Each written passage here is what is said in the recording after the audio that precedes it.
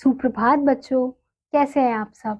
उम्मीद करती हूँ आप सब अच्छे होंगे। तो बच्चों, आज की कक्षा में हम पढ़ने वाले हैं अध्याय नंबर 14, जिसका शीर्षक है कुत्ते की कहानी। तो बच्चों, इस अध्याय में हमें एक आत्मकथा दी गई है। तो सबसे पहले हम देखेंगे कि हमें कुछ चित्र दिए गए हैं और उस चित्र के आधार पर हमसे कुछ प्रश्न पूछे गए हैं। चित्रों को देखकर नीचे दिए गए प्रश्नों के मौखिक उत्तर दीजिए। तो सबसे पहला प्रश्न है, कुत्ता कैसा जानवर होता है। तो हम सभी जानते हैं कि कुत्ता कैसा जानवर होता है, वफादार जानवर होता है और पालतू जानवर होता है। हम इसे पाल सकते हैं और ये बहुत ही वफादार होता है, हमारे घर की रखवाली करता है। अगर कोई चोर, कोई अजनबी आ जाता है हमारे घर में, तो वो क्या करता है, उस पर भौंकने लगता है, यानी कि वो बता रहा होता है कि हमारे घर में कोई अजनबी आया है, कोई अनजान आया है। तो कुत्ता कैसा जानवर होता है, वफादार और पालतू जानवर होता है। कुत्ते किस प्रकार के कार्य करके इंसानों की मदद करते हैं। तो हम देख सकते हैं कि कुत्ते किस प्रकार से इंसानों की मदद करते हैं। जब हमने बहुत बार देखा होगा कि कुत्ते पुलिस के साथ भी अगर हमें किसी कोई सबूत चाहिए होता है, कुछ ऐसा जो पुलिस को नहीं मिलता, तो वो क्या करते हैं, कुत्ते को ले जाते हैं और वहां पे सुंघाने लग जाते हैं कि अगर कुछ सबूत है, कुछ ऐसी चीज है जो हमें नहीं दिख रही, जो हमें महसूस नहीं हो रही, वो कुत्ते को महसूस हो जाती है।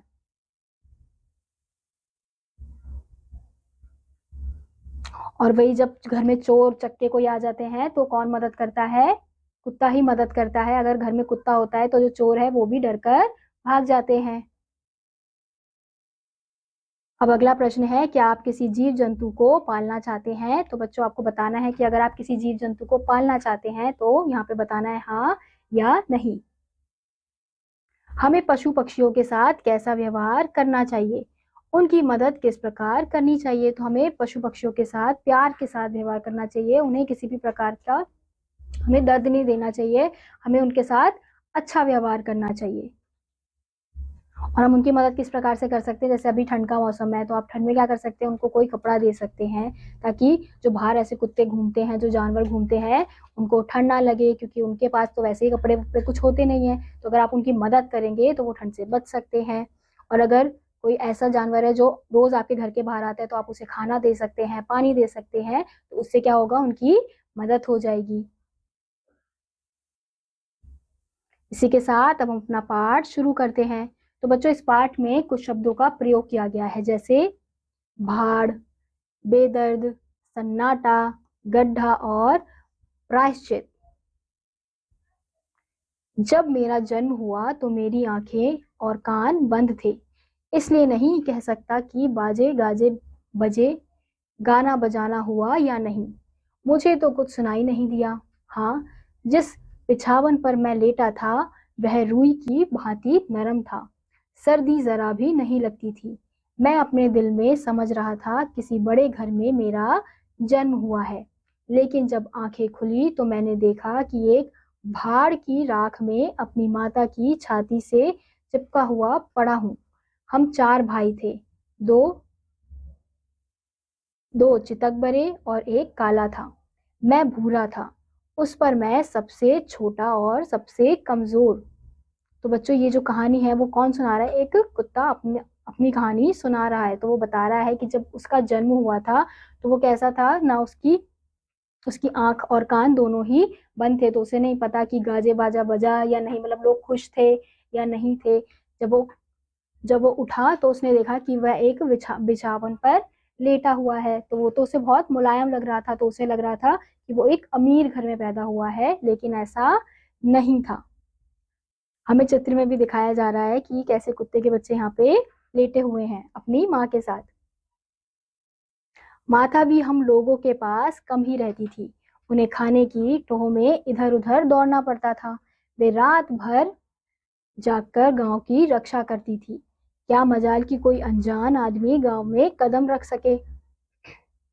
दूसरे गांव के कुत्तों को तो वह दूरी से देखकर भगा देती थी। जब किसी के खेत में कोई सांड घुसता तो उसे दूर तक भगा आती, मगर इतना सब कुछ करने पर भी कोई उन्हें खाने को नहीं देता था। कोई उन्हें खाने को नहीं देता, बेचारी। पेट की आग से जला करती थी।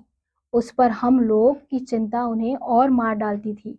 इसलिए जब भूख सताती तो कभी कभी वे चोरी से घरों में घुस जाती और खाने की जो चीज मिलती उसे लेकर निकल भागती। उन्हें देखते ही लोग मारने को दौड़ते और घरों के द्वार बंद कर लेते। एक दिन बड़ी ठंड पड़ी, बादल छा गए और हवा चलने लगी। मेरे दो भाई ठंड सह ना सके और मर गए। हम दो ही रह गए। तब मेरी माँ बहुत रोई, मगर क्या करती, गांव वालों को फिर भी उन पर दया न आई थी। इंसान इतने मतलबी और बेदर्द होते हैं, यह मैंने पहली बार जाना। तो जो कुत्ता है वो अपनी माँ के बारे में बता रहा है कि उसकी जो माँ है अब खाने के लिए बाहर जाती थी, क्योंकि वो ज़्यादातर उनके पास नहीं रह पाती थी, क्योंकि अगर वो उनके साथ रहेगी तो खाने के लिए कुछ मिलेगा नहीं, तो इसलिए उसे बाहर जाना पड़ता था। लेकिन बाहर भी उसे बहुत कम खाने को चीज़ें मिल पाती थी। तो वो वैसे तो पूरे गाँव की रक्षा करती थी। अगर खेत में कोई सांड घुस आता था तो हमने देखा है कुत्ते क्या करते हैं, जब बड़ा सा कोई जानवर देखते हैं तो उसके ऊपर भौंकने लगते हैं, या फिर किसी अनजान कुत्ते को देखते हैं तो उस पर भी भौंकने लगते हैं। तो उनकी जो माँ थी वो इसी प्रकार का कार्य करती थी और गाँव की रक्षा करती थी। लेकिन जो गाँव वाले थे तब भी उस पर दया नहीं दिखाते थे, कोई भी उन्हें खाने के लिए नहीं देता था। वो बेचारी पूरे गांव की रक्षा करती थी और इधर उधर खाने के लिए भटकती रहती थी।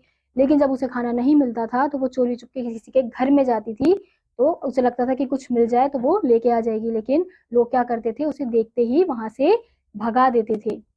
तो इस प्रकार से कुत्ते को क्या लग रहा था कि जो इंसान है वो कैसे हैं, बेदर्द है, मतलब उन्हें किसी भी प्रकार का कोई सहानुभूति कुत्तों के प्रति नहीं है। तो इस प्रकार से उनका जो दो भाई थे वो भी मर गए थे, क्योंकि बहुत ठंड थी और उनके पास रहने के लिए घर नहीं था, खाने के लिए खाना नहीं था। तो इस वजह से जो उनके दो भाई थे वो मर गए थे। उनके दुख में उनकी माँ बहुत रोई थी। तो ये सब हादसे के बाद उसे लगने लगा था कि इंसानों में किसी भी प्रकार का दर्द महसूस नहीं होता, वो दूसरों का दर्द नहीं देखते।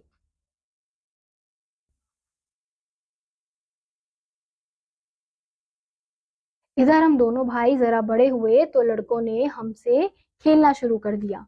मैं बहुत खूबसूरत था, मुझे एक पंडित जी का लड़का पकड़ लाया। मैं पंडित जी के घर में पलने लगा। फिर हम क्या देखते हैं कि अब जो दो भाई बचे थे उनमें से जो एक भाई था वो बहुत सुंदर था, यानी कि जो कहानी सुना रहा है वो भाई कैसा है, सुंदर है। तो अपने बारे में बता रहा है कि उसको एक पंडित जी के बेटे ने गोद ले लिया था, यानी कि गोद में उठा के वो घर ले गया था। तो हम देखते हैं ना, जो छोटे बच्चे होते हैं जब उन्हें कोई ऐसा पपी दिखता है, कुत्ते का बच्चा दिखता है, तो वो क्या करते हैं, उसे उठाकर घर ले जाते हैं। तो उसमें से ही एक पंडित जी के लड़के ने क्या किया, उसे गोद में उठा के वो घर ले गए और वो वहीं पर पलने लगा। फिर हम चित्र में भी देख सकते हैं ये लड़का इसके साथ खेल रहा है। एक रात पंडित जी के घर के सभी लोग कहीं रिश्तेदार के घर में गए हुए थे। घर पर मैं और पंडित जी ही थे। पंडित जी तो खर्राटे की नींद ले रहे थे, पर मुझे नींद कहाँ, बार बार घर का चक्कर लगाता रहा। चोरों ने समझा आज सन्नाटा है, घर के नौकर को मिलाकर सारा भेद ले लिया था।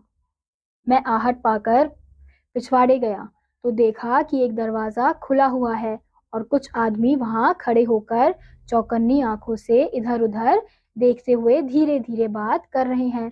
थोड़ी देर में देखा तो कोई भीतर से थाली, लोटा, संदूक वगैरह निकाल निकाल कर बाहर के आदमियों को दे रहा है। अब तो सब बातें समझ में आ गई। मैं बहुत जोर से भौंकने लगा। इस पर चोरों ने मुझ पर ढेले फेंकने शुरू किए, मगर मुझे इन ढेलों की चिंता ना थी। स्वामी का घर लूटा जा रहा था स्वामी का घर लूटा जा रहा है, भला ये कैसे देखा जाता। दौड़ा हुआ बरामदे में पंडित जी के पास गया और उनकी चादर को दांतों से खींचने लगा। इस पर उन्होंने गुस्सा होकर मुझे दो तीन लातें जमा दी, पर मैं बाज नहीं आया। फिर चादर खींची और जोर जोर से भौंकने लगा। फिर हम क्या देखते हैं, एक दिन पंडित जी के घर में कोई नहीं है, सिर्फ पंडित जी हैं और वो कुत्ता है, क्योंकि पंडित जी तो क्या है, सो रहे हैं और उनके बाकी घर वाले रिश्तेदार के घर गए हुए हैं। तो उतने में कौन आ जाता है, पंडित जी के घर में चोर आ जाते हैं। वो चोर क्या करते हैं, धीरे धीरे उनका सामान चोरी करना शुरू करते हैं। तो ये कुत्ता देख लेता है, तो वो जैसे ही चोरों को देखता है वो भौंकना शुरू कर देता है। जब चोर उस कुत्ते को देखते हैं तो उसके ऊपर चीजें फेंकना शुरू कर देते हैं, उसे लात से मारते हैं, लेकिन वो तब भी शांत नहीं होता, वो भौंकता रहता है, क्योंकि उसे बस ये दिख रहा होता है कि जो चोर हैं वो क्या कर रहे हैं, उसके मालिक का सामान चुरा रहे हैं। फिर पंडित जी की नींद खुल गई। अब उनको किस तरह समझाऊं कि तुम्हारा घर लूटा जा रहा है। बार बार पिछवाड़े जाता और उनके सामने आकर जोरों से भौंकने लगता। मेरी चुस्ती से चारों की सॉरी मेरी चुस्ती से चोरों की हिम्मत न पड़ती थी कि वह सामान लेकर भाग निकले। सवेरा होने में थोड़ी ही कसर थी, इसलिए चोर सब माल पास वाले पानी के गड्ढे में फेंकते जाते थे। उनकी मंशा यही थी कि दूसरी रात में सब माल उठा ले जाएंगे।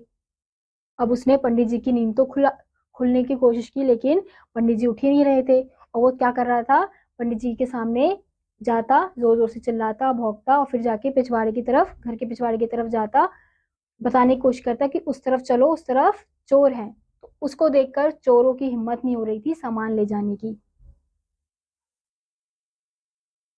फिर मुझे बार बार गुस्सा आता था कि पंडित जी की बुद्धि पर आज पत्थर क्यों पड़ गया है, वे मेरे इशारों को क्यों नहीं समझ रहे हैं।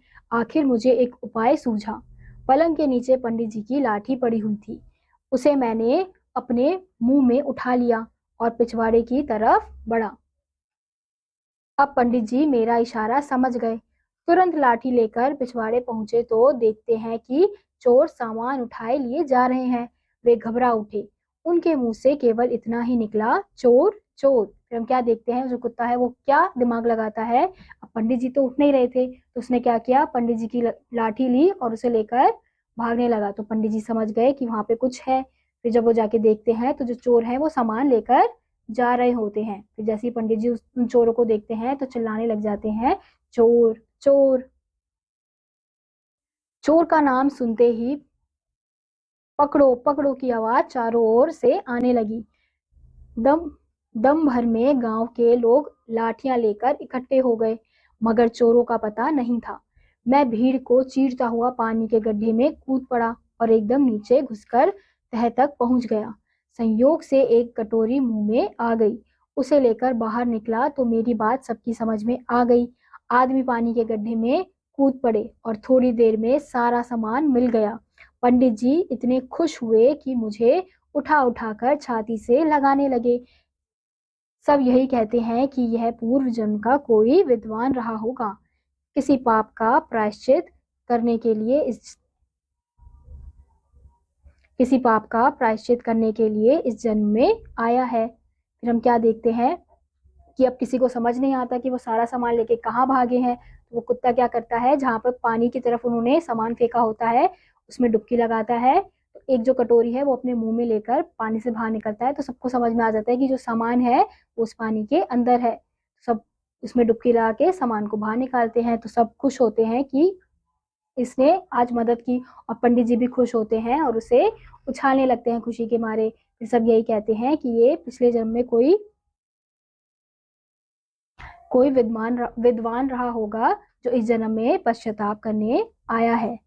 तो हम चित्र में भी देख सकते हैं कि कैसे कुत्ता कटोरी लेकर आता है और सब उसकी तरफ देखने लगते हैं। फिर सबको समझ आ जाता है कि जो सामान है वो पानी के अंदर है। तो हमने देखा बच्चों की किस प्रकार से एक छोटे से कुत्ते ने उन चोरों को भगा दिया, चोरी करने से बचा दिया। तो हमारी इसी प्रकार से सहायता करते हैं और कुत्ते बहुत ही वफादार होते हैं। अब जैसे वो हमारी रक्षा करते हैं तो हमें भी उनका ध्यान रखना चाहिए। तो इसी के साथ बच्चों आज का यह अध्याय यहीं समाप्त होता है। उम्मीद करती हूँ आपको यह अध्याय समझ आया होगा। मैं आपसे मिलूंगी अगली कक्षा में, तब तक के लिए नमस्कार।